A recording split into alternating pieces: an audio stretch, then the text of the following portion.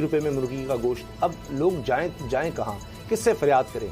दूध है तो उसकी कीमतें बढ़ती चली जा रही हैं और दूध फरोश कहते हैं जी जो सरकारी निर्ख है उस पर तो हमारी खरीद नहीं हो सकती, तो बेचना तो दूर की बात है।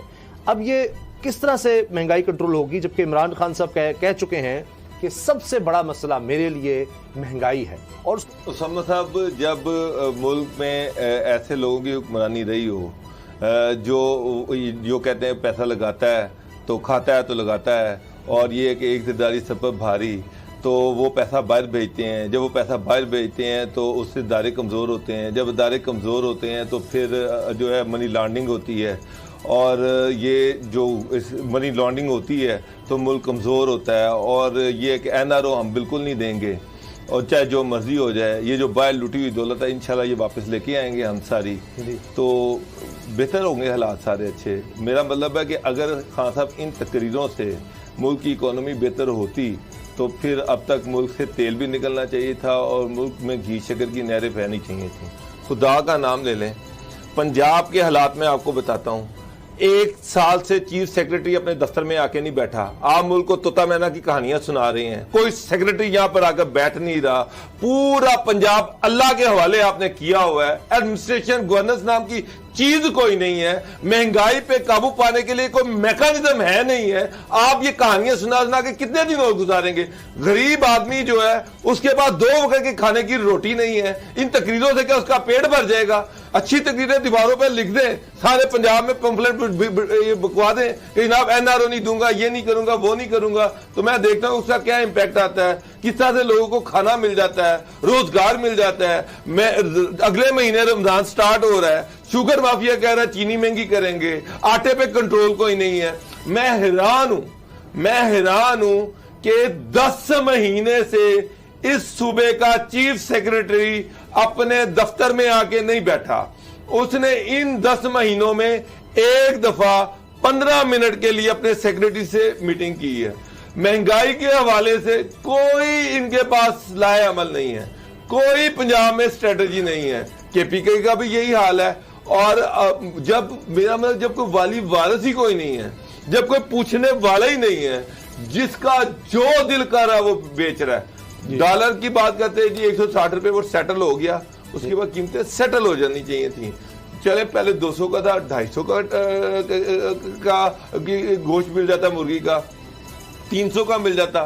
सरकार आज रेट कुछ है, रात को रेट कुछ है, इस दुकान पे रेट कुछ है, उस दुकान पे रेट कुछ है। सामा साहब मेरे साथ आए, एक ही मार्केट में मैं आपको 6 दुकानों पे 6 डिफरेंट रेट्स हैं। कोई पूछने वाला नहीं है, कोई महंगाई के खिलाफ कोई मैकेनिज्म नहीं है। DC रेट तो मैंने खुद देखे हैं दुकानों के बाहर लगे हुए, मैं खुद लेकिन वो वहां पे दालों को किया कभी भाईजान मेरी बात रेट वाली लेते मेरी सब स्टैंडर्ड है। मेरी अर्ज सुन लें सर, इस कादम की अर्ज सुन लें।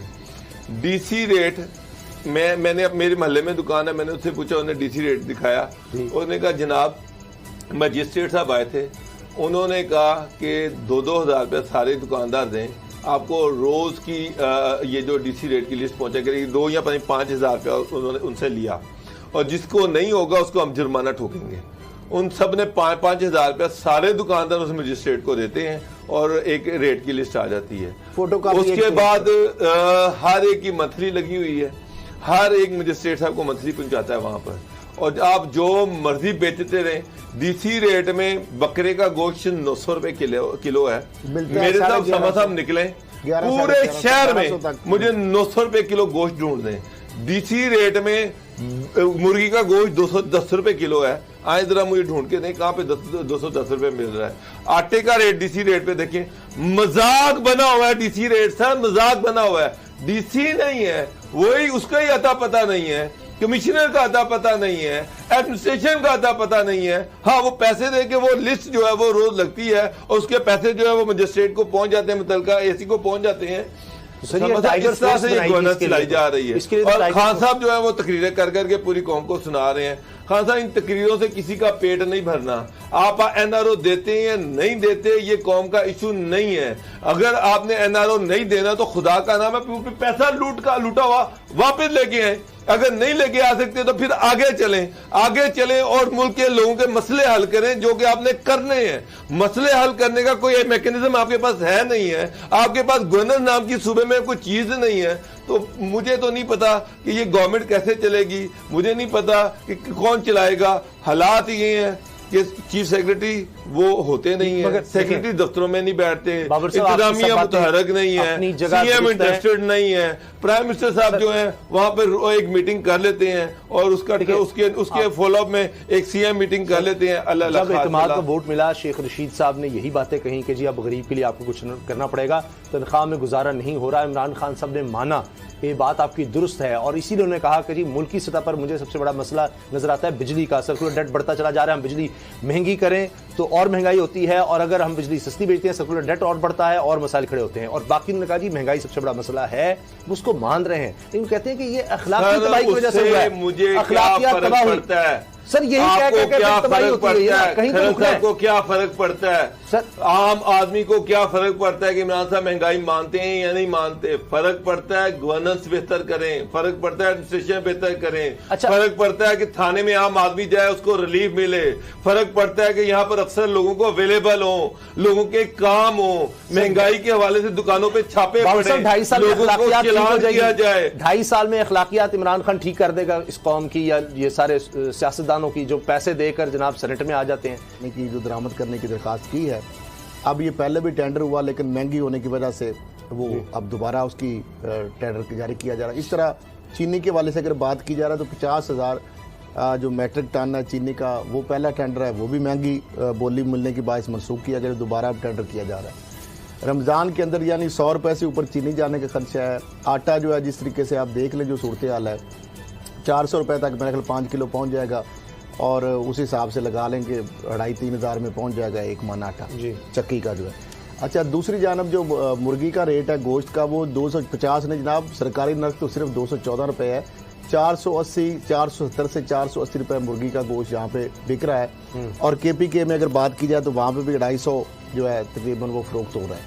इसके साथ साथ आप देख लें, आयल देख लें आप, घी की कीमतों के अलावा बाकी जो चीज़ें हैं अशिया खुर्दनोश, उनकी कीमतें आसमानों से बातें कर रही हैं। और रमज़ान में मज़ीद उसमें इजाफा होगा, उसमें जितने भी अदरक, लहसुन, टमाटर, तो लगता है इस तरह की चीज़ें जो है, यही मसला होता है। और वज़ीर-ए-आज़म साहब ऊपर से कह रहे हैं जनाब के खुर्दनी तेल और जो पेट्रोलियम मसनूआत है उन पर जनाब आज जो टैक्स है उसमें कमी की उन्होंने हिदायत की है। अब होता ये है कि जब भी नोटिस लेते हैं या वज़ीर-ए-आज़म साहब कोई, उसके ऊपर महंगी तो चीज़ें हो जाती हैं, वो तो हमने उसका असर देखा है। अब कमी की जो हदायत है इस पे मेरा ख्याल अमल दरामद अब होगा। वो कह रहे हैं कि देखिए पेट्रोलियम और खुदनी तेल यानी खाने पीने का तेल है, उसके अलावा पेट्रोलियम मसनूआत हैं, इन पर टैक्सेस जो है वो कम कर दी जाए। और क्या किया जा सकता है? कम से कम इंटरनेशनल मार्केट में तो किसी से झकी झुकी बात नहीं है, इस वक्त रिकॉर्ड सतह पर मौजूद है, पेट्रोल रिकॉर्ड बना चुका है।